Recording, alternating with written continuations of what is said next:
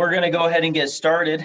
So Steve and Jeff from Cambridge Financial, thanks guys for coming on with us today. And do you guys want to, I think the best way to start, just maybe give us a quick overview of what Cambridge Financial does, and we'll keep an eye on the chat. And if we get any questions, I'll let you know. Do you guys want to take it from here? Absolutely. Okay, so my name is Jeff Johansson, and the other gentleman on the screen in the plaid shirt is Steve Hassan. He's our marketing director. And so he solves all the world's problems when it comes to marketing and the creative side of our industry, which sometimes can be one of the biggest challenges of our industry. And so Steve is a huge asset and a huge component to our success and what we do on a daily basis. So I'll start by just telling you a little bit about me, because I've been in the industry for about 23 years. In fact, it's exactly 23 years this month. So it's been a phenomenal career for me and my family, and one that I wouldn't do anything different with. So how I came into this industry, I was actually referred into it from a college friend that told me that I should take a look at it. And I dove in head first and asked as many questions as I possibly could, and trying to determine if this was the right career for me and why it would be the right fit for me. And I knew that in all my different business classes and marketing classes that I took in college, I graduated in economics. But one question, I remember one thing that professors would often say is, don't get so hung up on one career, because you'll usually change jobs or careers approximately 7 times throughout the rest of your life. And that was something I knew that I did not want to do. I wanted to do a deep dive and research on one career and find the perfect career for me, and do that right, and do it once instead of 7 times. So I actually did do a tremendous amount of research, asked a lot of hard questions, and questions that I felt were very real and pertinent to me, not the textbook questions of what they teach you to ask in an interview. And, our interviews, I think if you were to go through our interviewing process, you'd find that our interviews are completely different than maybe the run-of-the-mill and the run-of-the-mill questions that you're going to get fired at across the conference room table. So we like to take people through a very real process, because that's what I went through, and that's what helped me land in this career. And like I said, I've never looked back in 23 years. So some of the things that helped me to decide is really doing a deep dive on what I wanted out of a career. And I'm going to come back to that here in a minute. But going back through my interviewing process, there were a number of interviews that I had. There were approximately 4 interviews that I went through. And it wasn't so much of answering the questions the right way and presenting the right way or things like that. It was more or less just peeling back the layers of the onion to really discover what this industry was about, and to make sure that I was hardwired the right way for this. And so it was a great process for me to go through. And so one of the final interviews that I had with the managing partner of the firm, he asked me one profound question. He said, "Why do you want to come into this industry?" And, I was maybe uneducated or inexperienced or whatever you might want to chalk it up to. And I said, "I want to make a lot of money." And he said, "Well, that's actually the last reason why you should come into this industry. If you had 3 top reasons, that's number 3. So I thought, oh, great. I'm blowing my final interview. It's the train's jumped the tracks here, and he's going to change his mind on me. So I thought, okay, well, I thought about it. And he said, "Tell me the real reason why you should want to come into this business." And I said, okay, well, I want to improve. I want to get better. I want to sharpen the saw. I want to be dynamic. I understand that's probably a long road for me, but I want to be that person that's super sharp and super dynamic. And he said, okay, that should be the second reason why you come into the business. I want you to really dig deep and try to identify the first reason why you should want to come into this business. And just to let everybody that might be on this call off the hook, I butchered it. I did not come up with the right answer. And he then instructed me, he said, the number one reason why you should want to come into this business is you want to help people. And what's your cause? What's your why, in effect, of coming into this industry? And I actually looked back at him and thinking, well, duh, of course that's why I want to come into the business. And I just kind of thought that was a given. And so with that being said, you really have to want to help people by coming into this industry. It has to be your number one motivator. Making sure that you're always doing what's in clients' best interest, not yours. What are they trying to accomplish? And dealing with finances and dealing with something as, believe it or not, sensitive as money is, helping people and your number one desire to help them is the most important reason why you should want to come into this business. So let me tell you, let me start diving into this. So Cambridge Financial Group has been around for approximately 25 years. And that's all we are. Cambridge is just an independent DBA. We don't manufacture our own financial products like a Morgan Stanley has their own portfolio of funds, or a Fidelity has their own portfolio of funds. We do not manufacture any one financial product. So we can go out and represent 60, 80, 100 different insurance companies, annuity products, 28,000 some mutual funds. Not that when I go and sit down with my clients, I'm not showing them 28,000 different mutual funds that they can put their money in. You tend to pick your favorites, and you pick the good ones, you pick the competitive ones, you pick the ones that if I was ever put in front of a board of CPAs or attorneys and drilling down on why I recommended this to this person and built this portfolio the way that I did, I can sleep well at night knowing that what I did and recommended is in my client's best interest. So with that being said, I have a tremendous amount of objectivity and autonomy with the products that I represent. One in particular company that we have chosen to line up very close with is Penn Mutual. Penn Mutual is one of the strongest mutual companies in the country, and I just invite anybody to do your research. It's one of the oldest, started in 1847 by a group of Pilgrims and Quakers, pardon me, not Pilgrims, probably pretty close, but with Quakers out in Pennsylvania.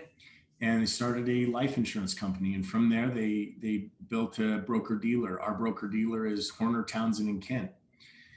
And with that offers us a full platform of securities products that we can offer to clients and to the public. Like I said, we have third-party money management platforms that we leverage. And so Brinker Capital, AssetMark, Goldman Sachs, Mariner, there's a host of different money management platforms that I use for my clients. So, which is probably important that I talk about different licenses that you need and would require to come into our industry. The first license that we require is the Utah State Life and Health Exam. So that's the first one. Then we require you to get the necessary securities exams. Now it depends on how detailed and what types of products that you want to offer. Some advisors only will obtain a Series 6 and a 63, which is the state license for offering securities. And that allows you to offer anything such as mutual funds, variable annuities, variable products by nature. If you decide to get your Series 7, which I'd probably recommend that you do, that allows you to offer everything that I've already mentioned, plus individual stocks, individual bonds, and then different securities licenses and designations will allow you to get into such things such as commodities and options and so on. So fully licensed is what we recommend. And then the last thing that we suggest, the other license that we suggest you get is either your 65 if you go the Series 6 route, or your 66 if you go the Series 7 route. What that allows you to do is be a fee-based planner. And so I have all of those licenses, which allows me to cater to my clients' needs and whatever product or strategy they want to leverage me for. So it makes it a great thing that I can be objective with my client depending on which path they want to go and different investments that they want to get into. So that's a little bit about Cambridge, a little bit more detailed about our organization. I've already introduced Steve and our marketing director. And when someone comes on board with our firm, they will meet with Steve on an individual basis and first build out a marketing platform, build out a strategic marketing plan that will help them grow their practice. And so he will show you different ways and strategies on how to do that and which avenue you want to go down. And so I've mentioned already a couple of times, things that you want is extremely important. You don't come to Cambridge and then we turn you onto a specific bond portfolio that you have to push into your clients' portfolios. It's whatever you want to do and how you want to grow your practice. That was one of the big key factors as to why I wanted to come into this. I'm entrepreneurial by heart and by nature. And so I wanted ownership. I wanted to have my own thing. What we've experienced in the last 6 months in this country and in the world for that matter has been unprecedented. No one has known how to deal with it. No one has a textbook on it, and everyone's trying to figure it out.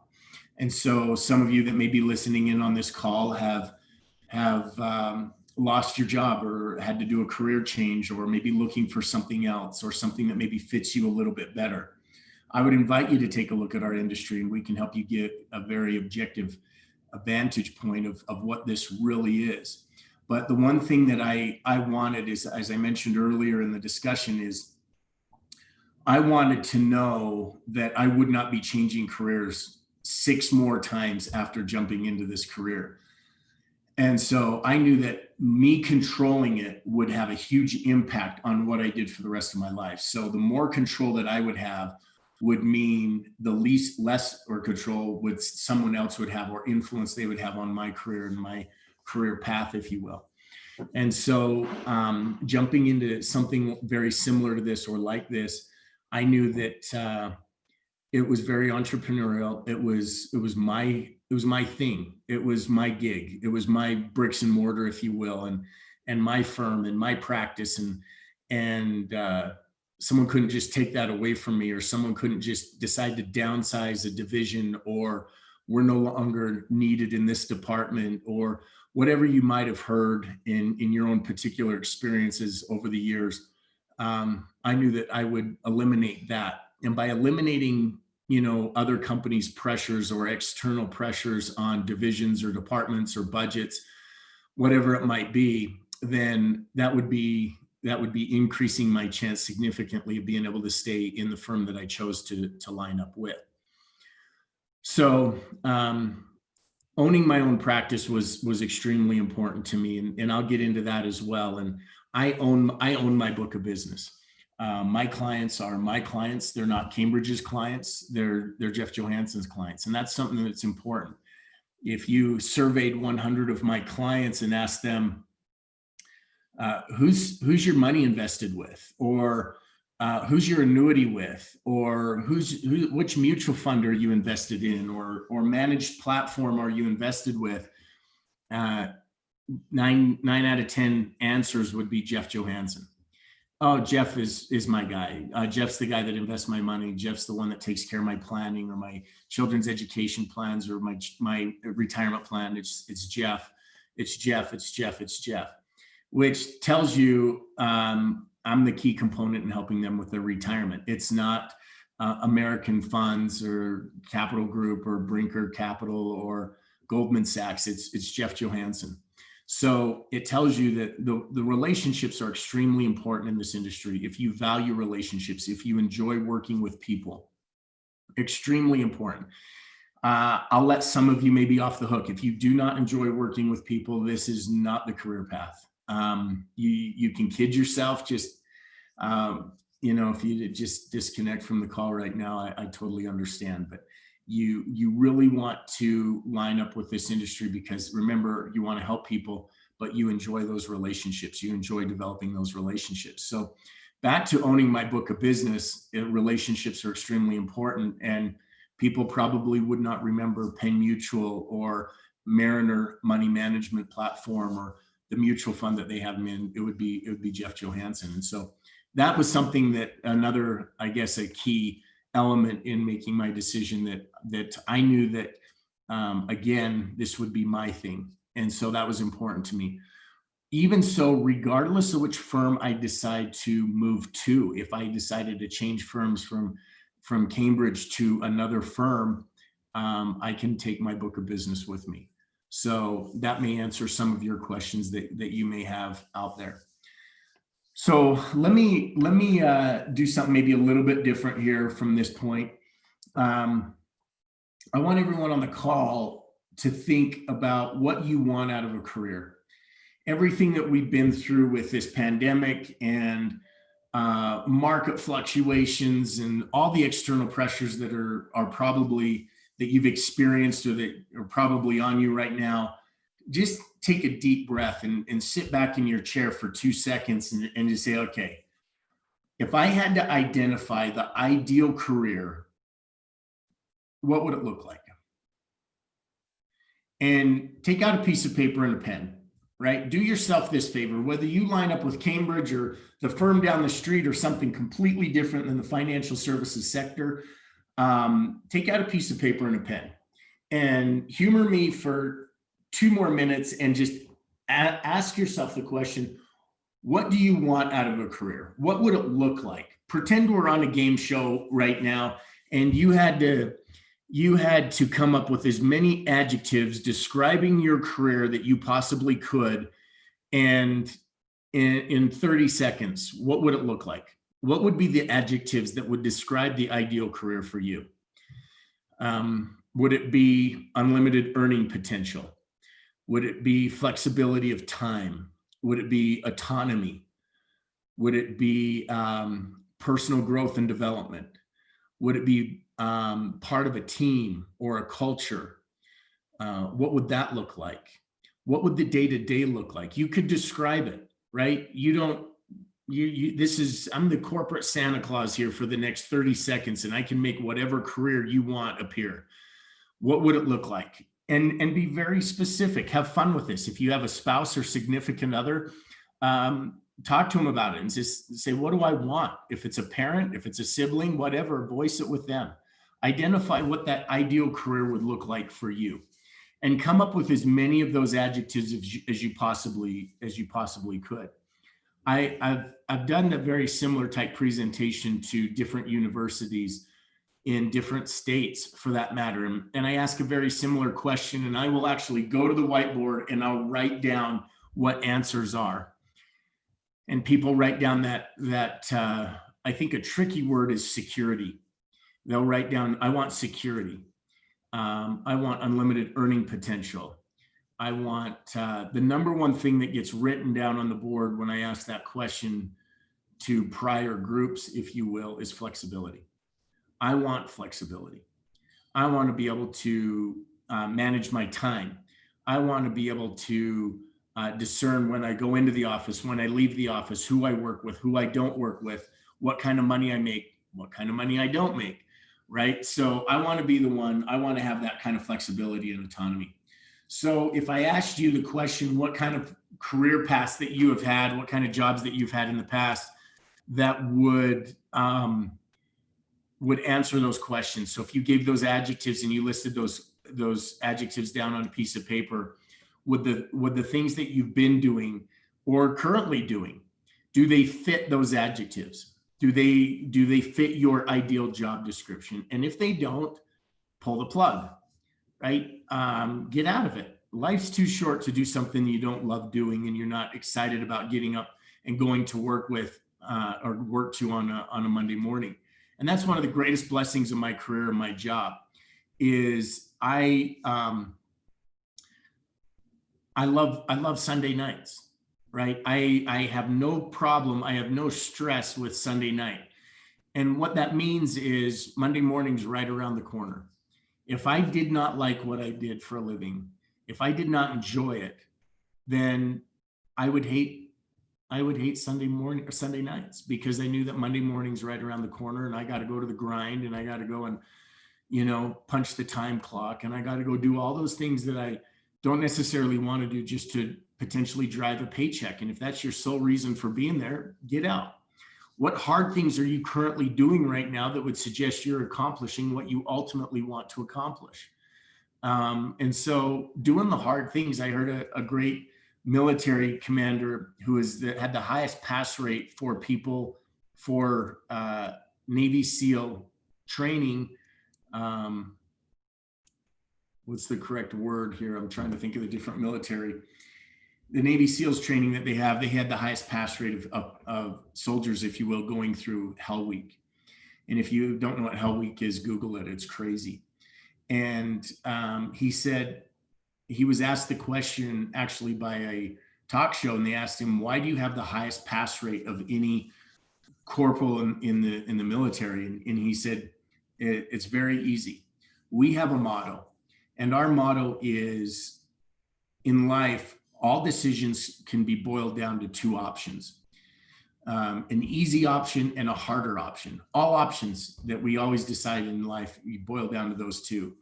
And he said, our motto is we always choose the hardest path. And by choosing the hardest path, it has been one that has helped us, and we've never gone wrong by choosing the hardest option. So I would tell you that when you look at careers out there, most people look at decisions based on, I get a little bit of a higher salary, which might mean security. I would suggest it means the exact opposite.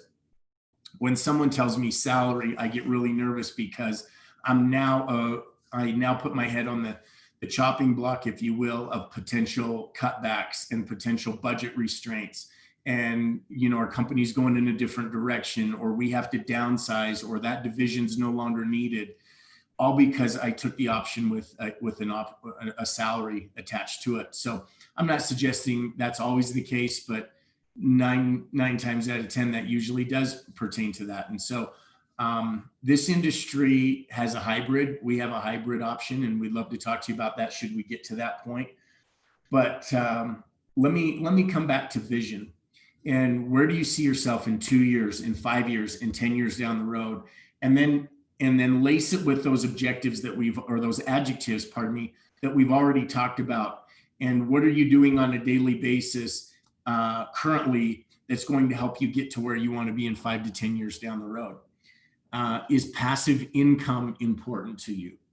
And do I want to build a career where I have passive income?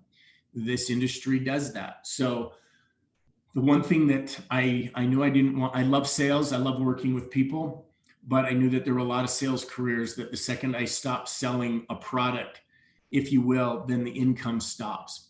So if I sell houses, if I stop selling houses, my income stops. If I stop pulling teeth, and I'm a dentist, the second I stop punching the time clock, my income stops.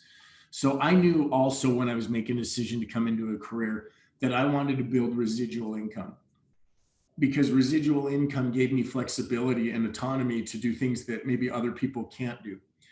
I am one of the few people that when my kids are at doing a school play or whatever it might be,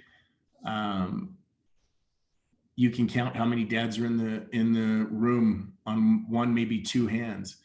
And so I look around the room and wonder how many of those career opportunities they have that have flexibility that I have.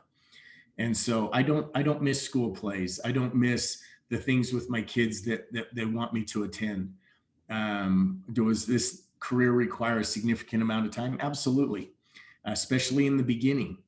One of my favorite correlations to this industry is a few years ago, my son was diagnosed with a rare form of leukemia. And when we were in the ICU unit with him, he had just undergone a bone marrow transplant, and he was in the ICU unit.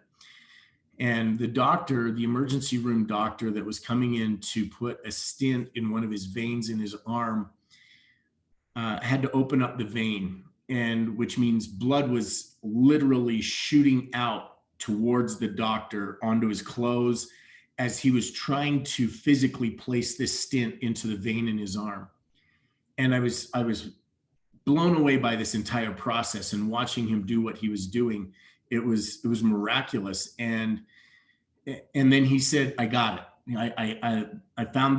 I got the center of the vein, and every time that the blood would pump out of my son's vein, he would try to hit the target. And it took him 3 or 4 tries, but he got it.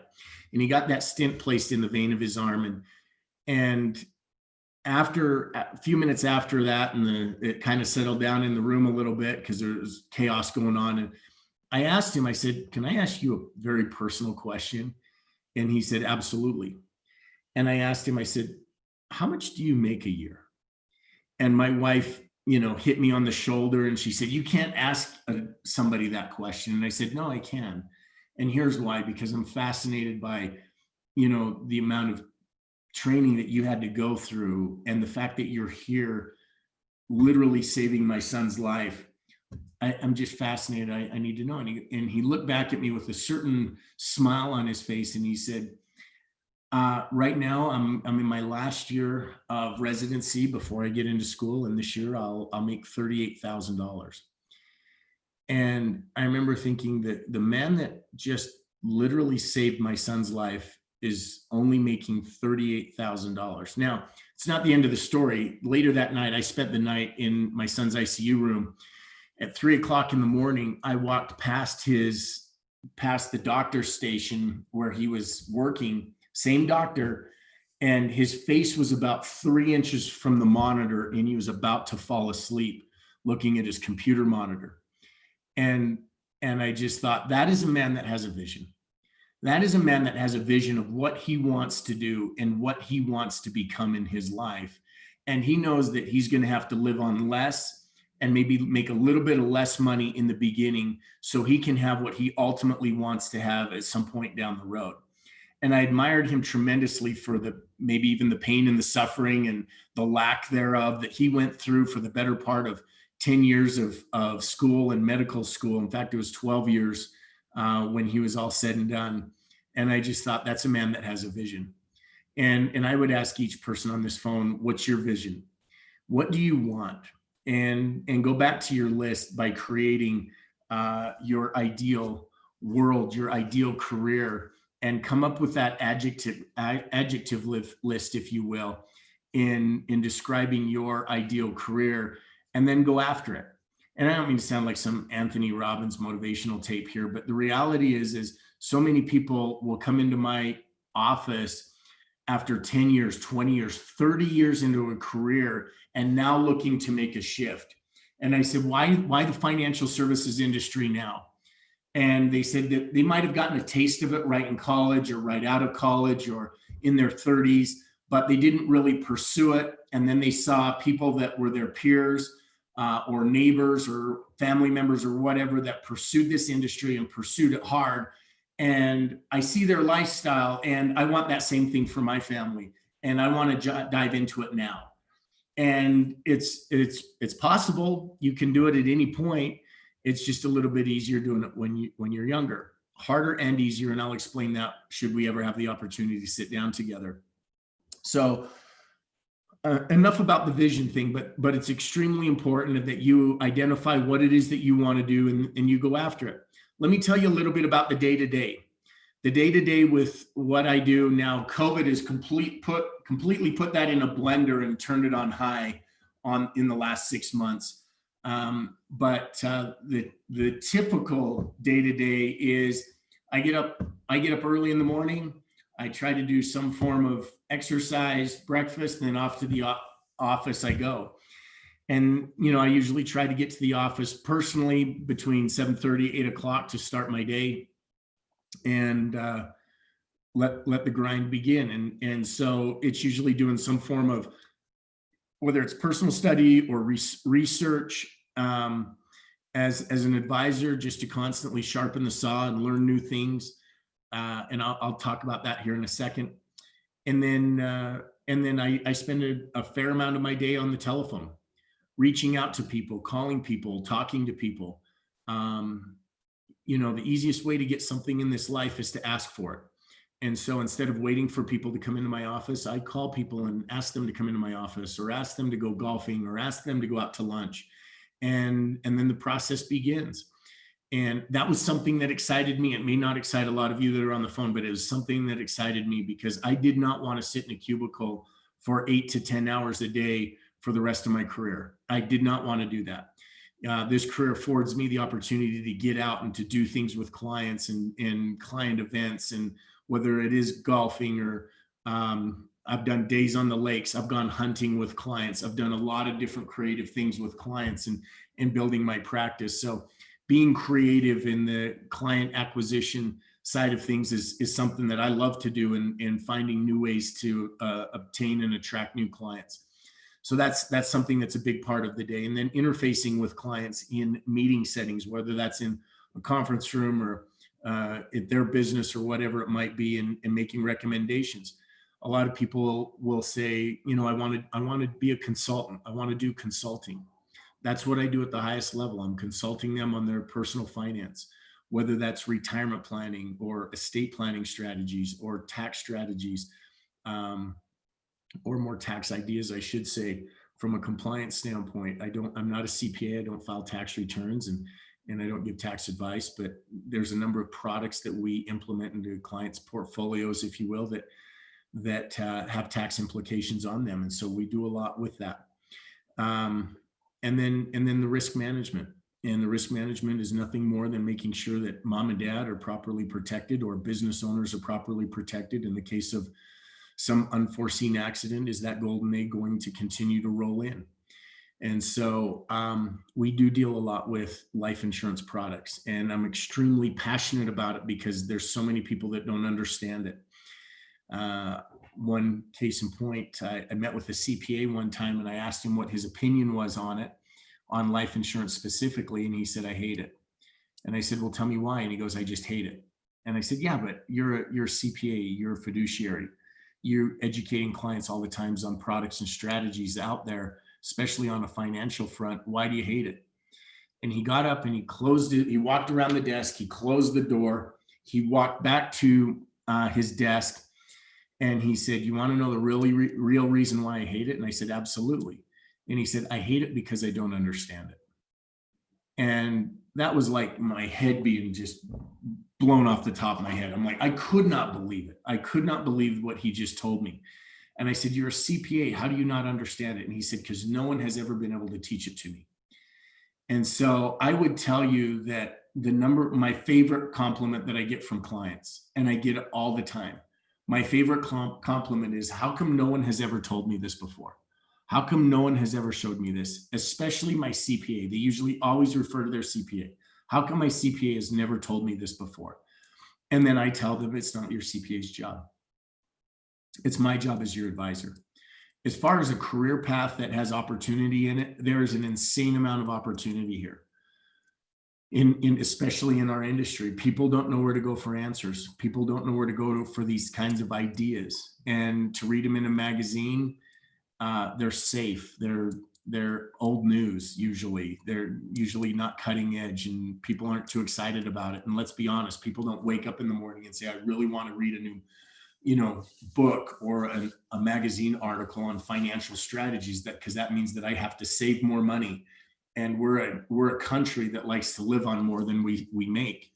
And so changing that perspective of people and helping people save more money to eventually make more money and have more money and create flexibility and autonomy, or children's educations, or the ideal retirement, that's what I do.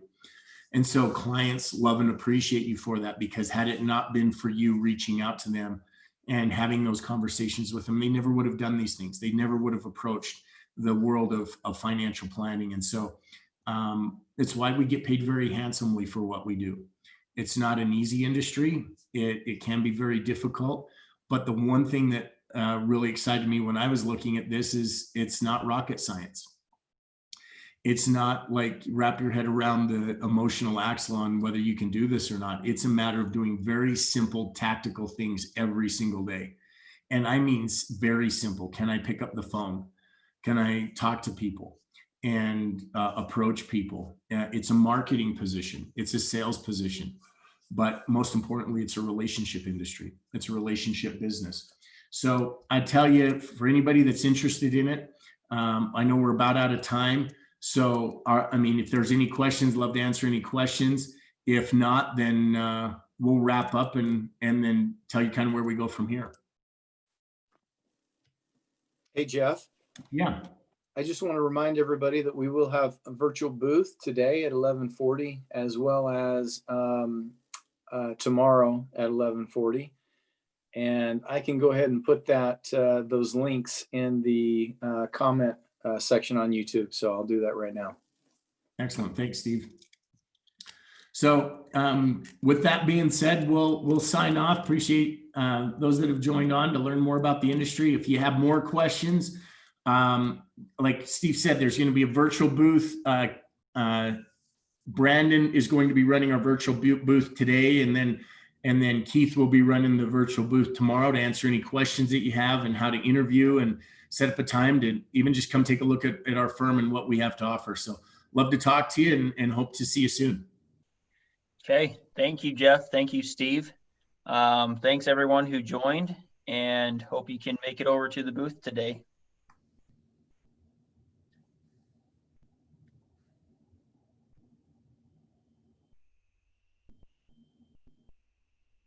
Okay, and I didn't get any specific questions, so we'll go ahead and end it. Thanks, guys.